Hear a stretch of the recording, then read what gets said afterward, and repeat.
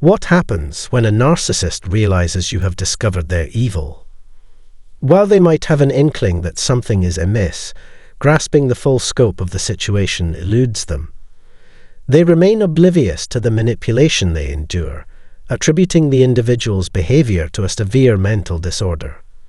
Driven by their own emotional confusion and this lack of insight, they often find themselves ensnared in the narcissist's web. They endure mistreatment while concealing their true feelings. In some instances, they strive to compensate by overextending themselves in the relationship or offering praise to the narcissist, hoping to mend the situation. However, these efforts prove futile. They might even attempt to engage in therapy with a narcissist or seek therapy for themselves, believing it could help address the issue. Regrettably, none of these actions bring them any closer to unraveling the true nature of the situation. Yet, there are those who eventually have a moment of realization. They come to understand, at the very least, that they are dealing with a narcissist, a chronic abuser, manipulator and deceiver who is causing them substantial distress. This epiphany often occurs after enduring a prolonged devaluation phase, especially for primary intimate partners who have endured numerous cycles of being devalued.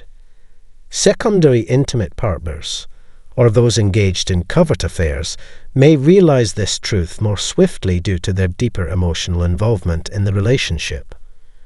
Whether you find yourself entangled as a secondary partner in a covert affair or a primary intimate partner, a family member, friend, colleague, or neighbor with no intimate involvement, it's highly likely that you'll come to realize that you are dealing with a narcissist or someone who constantly brings turmoil into your life. So, what happens next? Contrasting with this situation, consider the following advice. If you manage to sidestep the pitfalls mentioned earlier, you may opt to directly confront them and label them as a narcissist or reveal their manipulative, abusive, and deceitful behavior. What unfolds when the narcissist becomes aware that you fully recognize their true nature? Here's a pivotal point. The majority of narcissists are not cognizant that you have unveiled their authentic self. In fact, they are often oblivious to it themselves. Most narcissists fall into the categories of either being unaware or moderately aware of their own behavior. They don't think, I acknowledge that I'm a narcissist, and this person has now identified me. Even though I'm aware that I manipulate, lie, and mistreat others, what's my next move now that they've discovered my true self? They are fundamentally incapable of comprehending their own character. Consequently, when directly accused of being a narcissist or manipulator, they are typically taken aback, shocked, and appalled by this revelation. Some may find this challenging to believe, influenced by their limited understanding of narcissism, emotional reasoning, and the perspective from which they approach the situation, rather than that of the narcissists. It is essential to recognize that most narcissists genuinely do not perceive themselves as abusive and manipulative, even if they are labeled as such. They are not intentionally concealing their true nature while pretending it doesn't exist. Now, with regard to the rare self-aware narcissists, they do understand and acknowledge that you have unveiled their identity. This is a unique situation. Nevertheless, whether you accuse an unaware or self-aware narcissist, they will consistently respond with denial. Their immediate response would be, "No, I'm not a narcissist. What are you talking about? That's utterly absurd." This denial serves to neutralize the threat your accusation poses to their perceived authority. If the individual continues to refute allegations of narcissism, including being a liar and manipulator, their narcissistic behavior will ultimately guide them to employ alternative manipulation tactics. The narcissist may respond in various ways when confronted, such as withdrawal, denial of your accusation, or even launching counter-accusations against you.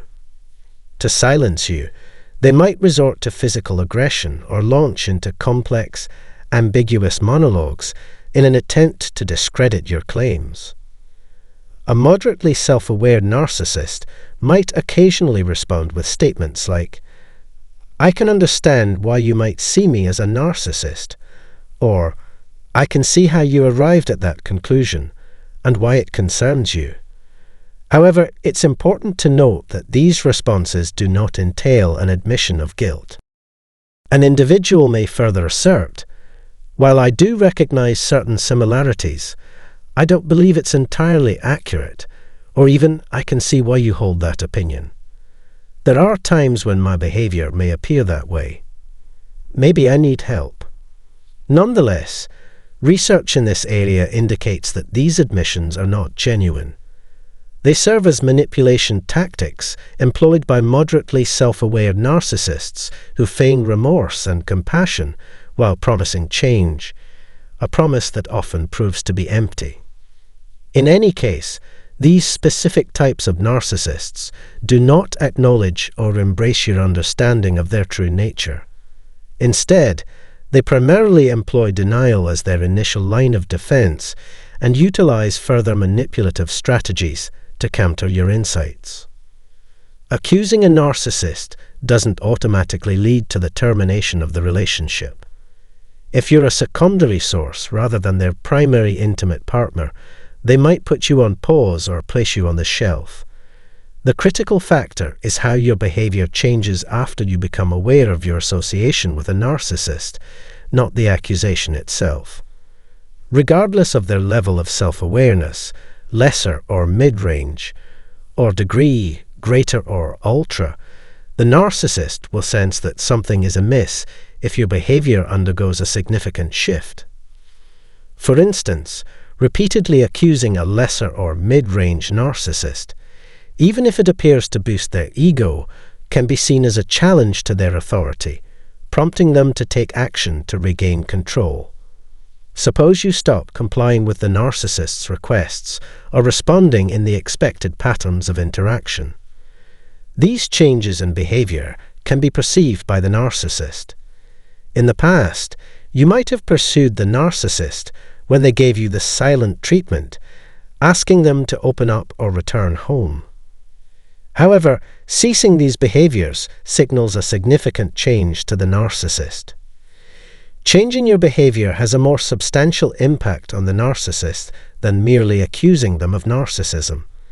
Continuing to interact with them in the same way after accusing them of narcissism doesn't bother them much, since you're still providing them with control, attention, and the qualities they desire. While your initial accusation threatens their sense of control and prompts a response, it becomes irrelevant once they re-establish that control. Only exceptionally self-aware, greater or ultra, narcissists would acknowledge your understanding of their true nature. Lower range or mid-range narcissists typically employ distinct compartmentalization strategies and won't readily acknowledge your awareness. The real challenge lies in a shift in behavior over time.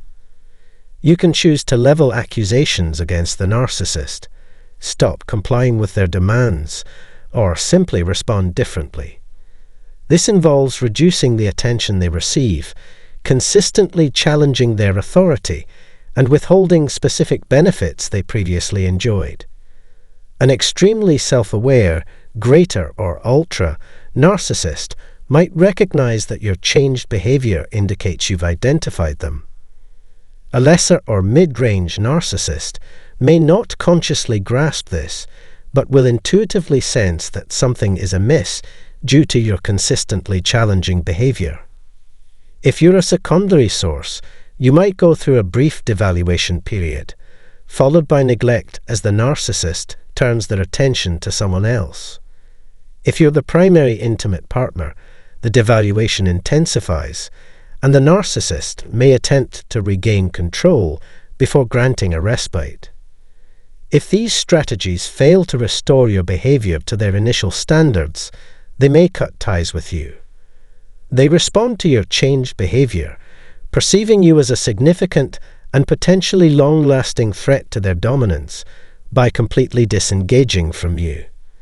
Secondary intimate partners may face prolonged neglect, followed by a Hoover attempt to reconnect when convenient for the narcissist. Your behavior may eventually return under their control, either due to the passage of time or a new approach adopted by the narcissist, aligning your response with their desires once again. If this occurs, and your altered behavior doesn't endure, the situation will revert to the state desired by the narcissist. Essentially, when a narcissist becomes aware of your ability to perceive their traits, whether intentionally or unintentionally, their initial response is to try and re-establish control over you.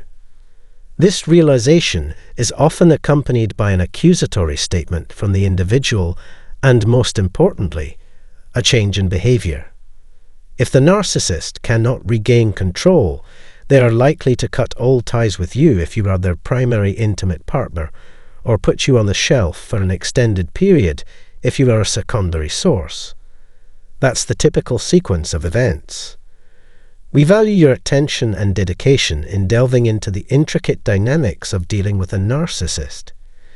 If you found this information insightful, we kindly ask that you like, share, and subscribe to our channel for more enlightening content. Remember that a better understanding of these patterns empowers us to make healthier choices in our relationships. Knowledge is indeed power. Stay vigilant and stay safe until next time.